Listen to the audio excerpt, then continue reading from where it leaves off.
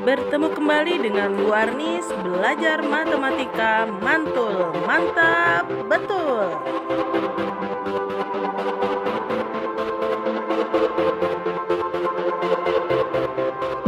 Kita memasuki pembahasan ketiga pada transformasi, yaitu adalah perkalian ukuran atau dilatasi.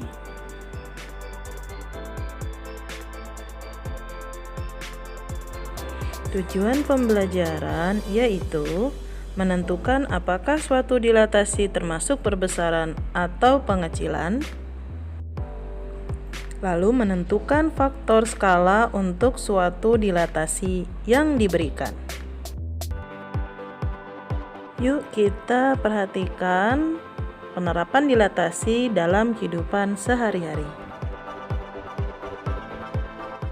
Pemanfaatan dilatasi yaitu pada kamera handphone, di mana gambar yang ada di kamera handphone bisa kamu perbesar atau di zoom atau diperkecil.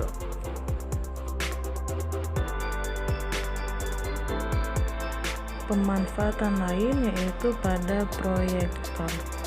Orang biasanya menggunakan proyektor ini untuk memperbesar tulisan atau gambar di suatu acara-acara tertentu seperti seminar atau pelatihan-pelatihan.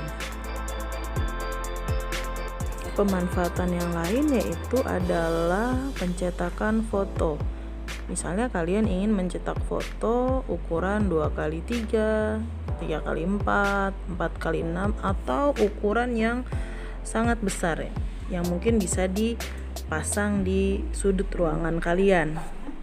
Selain mencetak foto yang menjadikan ukuran lebih besar, bisa juga ukuran foto tersebut dicetak dalam ukuran yang kecil. Tidak perlu diragukan lagi, konsep dilatasi sudah dimanfaatkan oleh banyak orang, bahkan kita sendiri sudah memanfaatkannya. Yuk kita perhatikan contoh-contoh soal dilatasi. Yang perlu kalian ingat pada dilatasi adalah mengubah ukuran suatu bangun tetapi tidak mengubah bentuk bangunnya.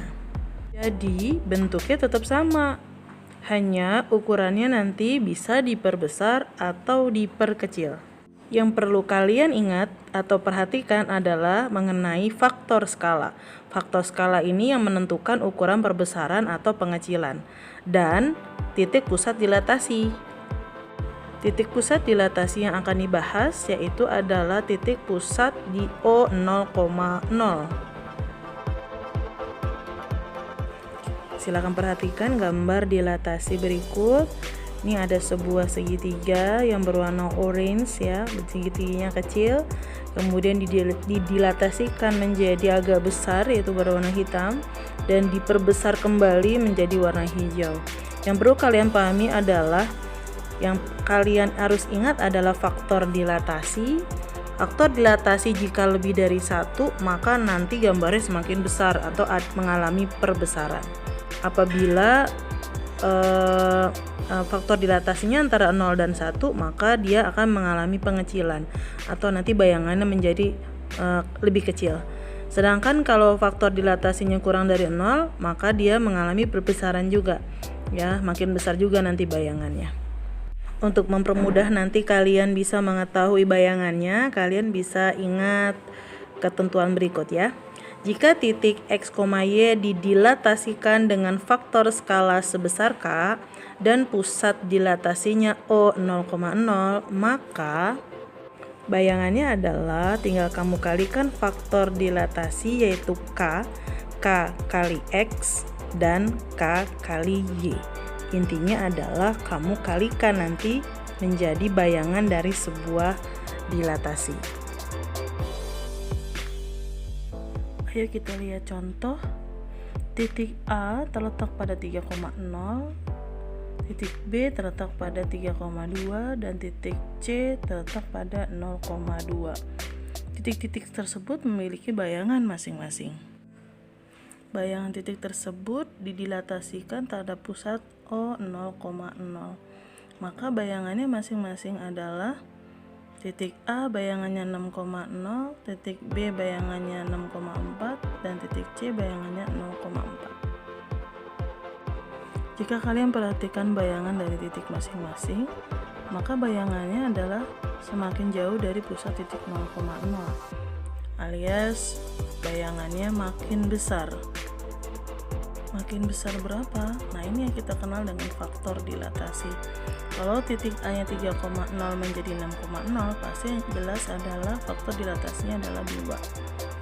Karena titik 3,0 bisa menjadi bayangan 6,0, maka dikalikan dengan 2. Begitu juga dengan titik B dan titik C. Dikalikan 2 sehingga menjadi bayangannya masing-masing 6,4 dan 0,4. Jadi faktor dilatasi pada contoh tersebut adalah 2. Bisa dibilang gambar menjadi diperbesar karena K lebih dari 0. Kita lihat contoh soal berikutnya. Di sini ada titik A 0,6, bayangannya 0,3, titik B 8,6, bayangannya 4,3, dan titik C 8,0 dan memiliki bayangan 4,0. Jika kalian lihat masing-masing antara titik dengan bayangannya, maka memiliki faktor dilatasi yaitu adalah setengah. Karena jika pada masing-masing titik kita kalikan dengan setengah atau kita bagi 2, maka hasilnya merupakan bayangannya. Jika kita lihat faktor dilatasinya adalah setengah, maka bayangannya akan mengalami pengecilan. 0 kurang dari K kurang dari 1.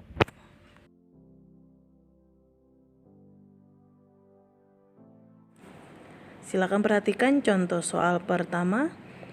Suatu titik A min 2,5 didilatasikan dengan perbesaran. Pusat di 0,0, faktor dilatasinya 3. Tentukan bayangan dari titik A. Silahkan perhatikan pembahasan berikut ini. Untuk contoh nomor 1, ingat bahwa untuk dilatasi dirumuskan titik A, X, Y didilatasikan dengan titik pusat 0,0, faktor dilatasi K, maka bayangannya adalah K kali X, faktor dilatasi dikali X, K kali Y, berarti faktor dilatasi kali Y. Maka jika ada titiknya adalah A min 2,5, faktor dilatasi di pusat O 0,0, faktor dilatasinya adalah 3, maka bayangannya adalah, nah, tinggal kamu kalikan saja. Di sini K-nya dah 3. Berarti di sini 3 dikali X-nya berapa? X-nya adalah ini. Berarti dikali min 2, K kali Y. Berarti K-nya tadi adalah 3 dikali Y-nya adalah 5. Udah, tinggal kamu hitung saja. 3 kali min 2 hasilnya min 6. 3 kali 5 sama dengan 15. Maka bayangannya adalah min 6,15. Jadi bayangannya diperbesar ya. Kita perhatikan contoh soal nomor 2 ya. Diketahui titik B aksen 8,-10 adalah bayangan B yang didilatasikan oleh faktor dilatasi pusat 0,0, faktor dilatasinya 2. Maka tentukan koordinat titik B-nya.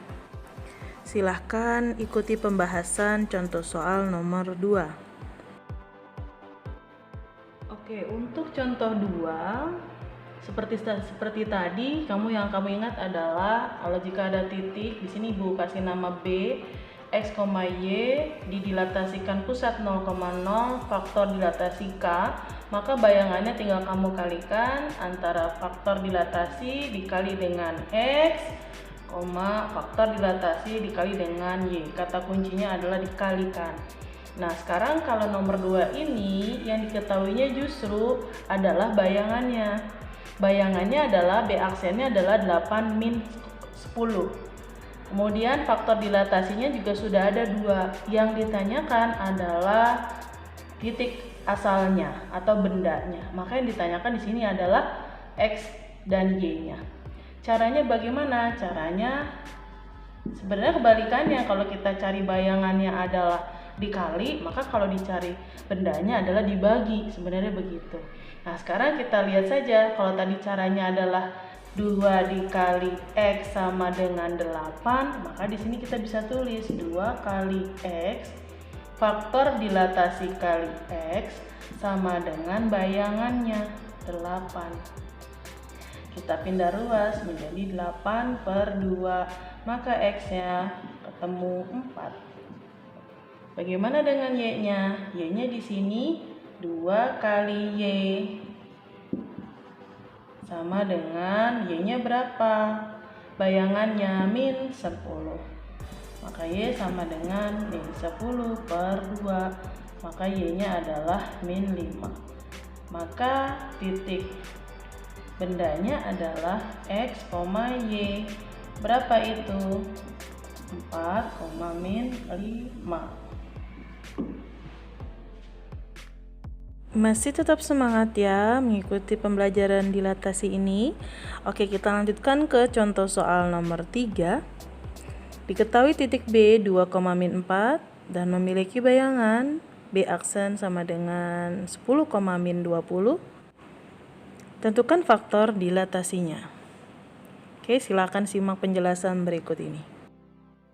Oke, untuk contoh soal nomor 3 yang diketahuinya adalah titiknya X, Y yaitu adalah 2, min 4. Kemudian diketahui kembali bayangannya yaitu adalah 10, min 20. Yang ditanyakan kali ini adalah berapakah faktor dilatasinya. Maka kita tinggal ingat saja cara yang sebelumnya, yaitu adalah kalau mencari bayangan titik dikali faktor skala. Nah, sekarang kalau misalnya ditanyakan adalah faktor skala, ya tinggal kamu tulis saja titik dikali faktor skala sama dengan bayangan. Maka intinya adalah kamu bagi hasilnya.